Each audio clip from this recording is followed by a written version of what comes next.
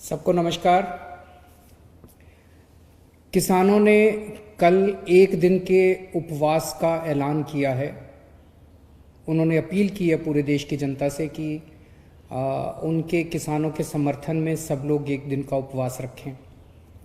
मैं भी उनके साथ कल एक दिन का उपवास रखूंगा।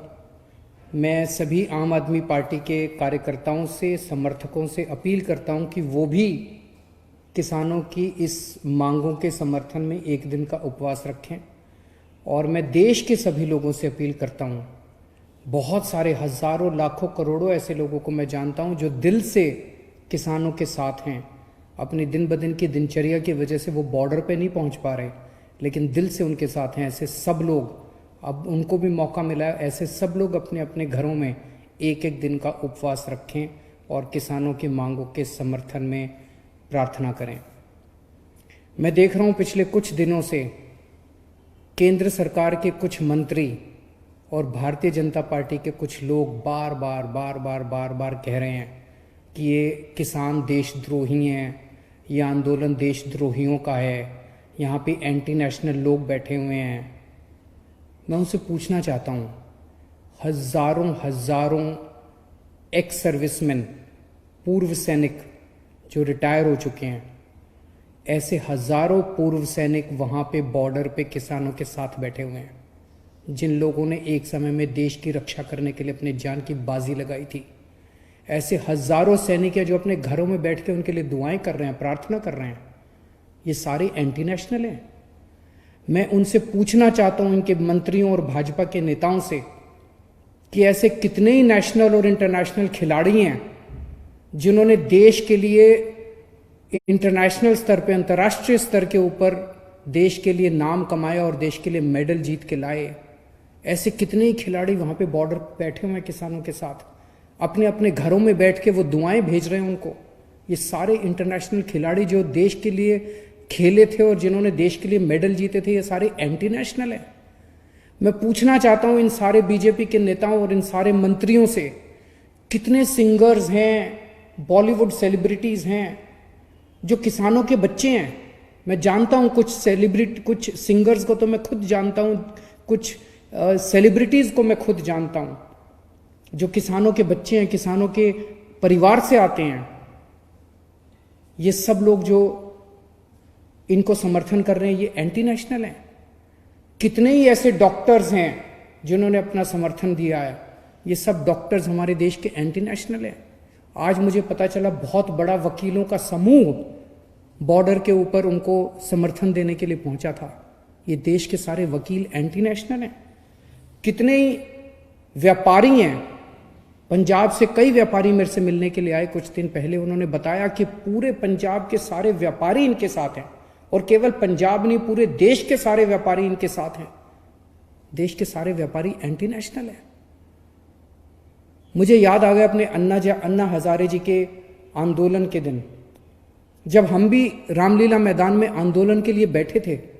उस वक्त की कांग्रेस की सरकार भी तरह तरह के षड्यंत्र रच के हम लोगों के खिलाफ रोज अखबारों में और मीडिया में, टीवी चैनलों पे स्टोरी प्लांट की जाती थी कि ये गलत लोग हैं, ऐसे लोग हैं, एंटी नेशनल लोग हैं। जिस तरह से हमारे आंदोलन को बदनाम करने की कोशिश की जा रही थी उन दिनों में कांग्रेस के द्वारा, आज वही कोशिश किसानों के आंदोलन को बदनाम करने के लिए बीजेपी कर रही है और सत्ता पक्ष कर रहा है। इस देश के किसानों को एंटी नेशनल कहने की हिम्मत मत करना। कुछ लोग ये कह रहे हैं कि इसमें तो कुछ चंद लोग, बस पंजाब के किसान, हरियाणा के किसान, कुछ चंद किसान इसमें शामिल हैं, बाकी जनता इसमें शामिल नहीं है। ये उनकी गलतफहमी है। मैं परसों एक शादी में गया था 2-3 दिन पहले। वहां पे मैं कुछ लोगों से मैंने पूछा, मैंने कहा इन किसान बिलों के बारे में आपको क्या कहना है, आप क्या सोचते हैं। आपको जान के ताज्जुब हुआ कि मिडिल क्लास और अपर क्लास के लोग जो वहां मौजूद थे, उन्होंने मुझे कहा, सर ये बिल बड़े खतरनाक हैं। मैंने कहा क्यों? कहते सर इन बिलों में यह लिखा है कि अब कोई आदमी कितना भी अनाज जमाखोरी कर सकता है। अभी तक इस देश के अंदर जमाखोरी करना अपराध होता था। हर अनाज की एक लिमिट होती थी, जैसे मान लो चना है तो सरकार लिमिट लगा देती थी, भाई 10,000 क्विंटल से ज्यादा कोई, या जो भी लिमिट थी, इससे ज्यादा कोई चना अगर जमाखोरी करेगा तो उसके ऊपर मुकदमा चलाया जाएगा, उसको गिरफ्तार किया जाएगा, उसका सारा सामान जब्त कर लिया जाएगा। इस देश के अंदर जमाखोरी करना जुर्म होता था, क्योंकि जमाखोरी करने से कीमतें बढ़ती थी। अब जो केंद्र सरकार कानून लाई है, इसमें जमाखोरी करना अपराध खत्म कर दिया गया। अब जमाखोरी करना अपराध नहीं बचा है। अब कोई कितनी भी जमाखोरी कर सकता है, कितना भी सामान, कितना भी अनाज जमाखोरी कर सकता है। तो फिर तो जिनके पास पैसा है वो तो बहुत सारा अनाज स्टोर करके रख लेंगे अपने पास, बहुत सारा सामान अपना, बहुत अनाज अपने अपने गोदामों के अंदर स्टोर करके। फिर तो महंगाई बहुत बढ़ जाएगी। तो मुझे वो लोग कहने लगे, सर इससे तो महंगाई बहुत बढ़ जाएगी। कानून में ये लिखा है कि अगर महंगाई एक साल में डबल जब तक नहीं हो जाती तब तक जमाखोरी करने में कोई पाबंदी नहीं होगी। तो इसमें हर साल महंगाई डबल होती जाएगी। आज अगर 20 रुपए किलो गेहूं है तो इस साल 40 रुपए हो जाएगी, अगले साल 80 रुपए हो जाएगी, अगले साल 3 साल में 160 रुपए। ये क्या है? तो मैं ये कहना चाहता हूं कि कोई ये गलतफहमी में ना रहे कि इस कानून के समर्थन में केवल चंद वो किसान हैं जो बॉर्डर पे बैठे हुए हैं, वो भी हजारों लोग बैठे हुए हैं। इस देश का एक एक आदमी इन कानूनों को समझ रहा है, हर आदमी इन कानूनों को समझ रहा है और इन कानून की बारीकियों को समझ रहा है। जो लोग अपनी जिंदगी में व्यस्त होने की वजह से बॉर्डर पे नहीं पहुंच पा रहे, उनका दिल वहीं है, किसानों के साथ है। तो मेरी केंद्र सरकार से गुजारिश है कि अहंकार छोड़िए। अहंकार अच्छी चीज नहीं होती। सरकारें जनता से बनती है, जनता सरकारों से नहीं बनती।